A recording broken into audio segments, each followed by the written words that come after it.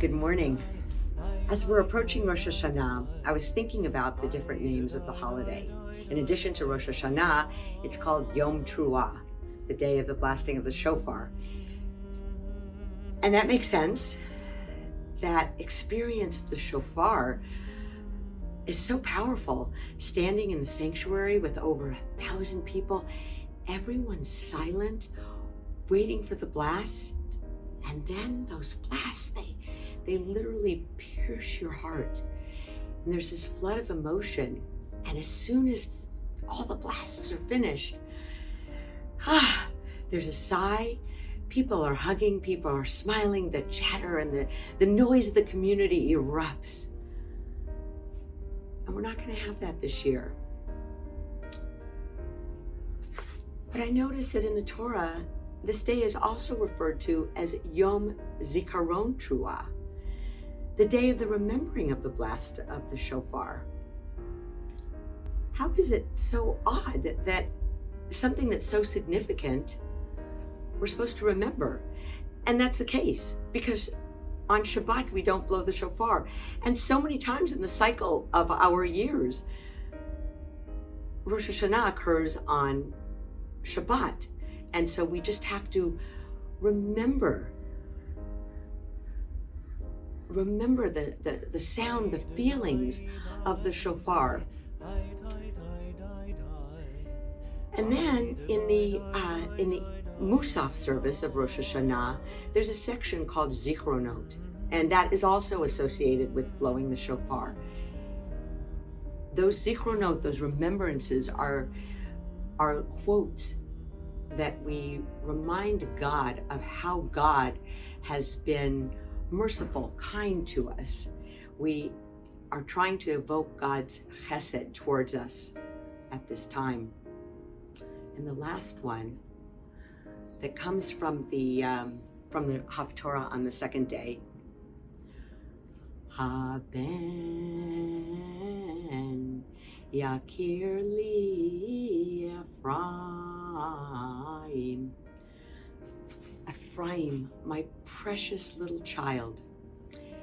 Even though sometimes you're mischievous, sometimes you act in wayward ways, nevertheless, I will remember you, and I will have compassion and love for you.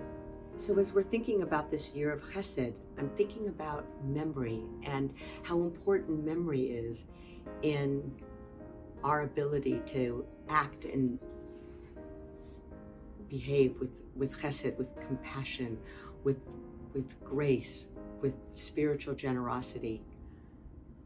And that story of God being merciful to a child, it's easy to evoke feelings of compassion and kindness for a child. We all basically still have that kernel inside of us of a child that's vulnerable, that's fragile, that wants to be loved, that has needs. And when we look at a child or think about a child, it's easy to bring up those feelings. But what happens in situations where we're not face to face with someone, when it's not a child, when it's someone who might be different than us, when someone that we don't understand, that it's a little bit hard to elicit those feelings of kindness, of compassion? And yet, that's what we've been trained for. We are the people that celebrate Zikaron Truah. We have trained ourselves to have the ability to remember a sensory experience without experiencing that sense. So even though we don't hear the shofar, we allow our hearts to be pierced. We've trained ourselves to be able to see the suffering of another and to act with compassion.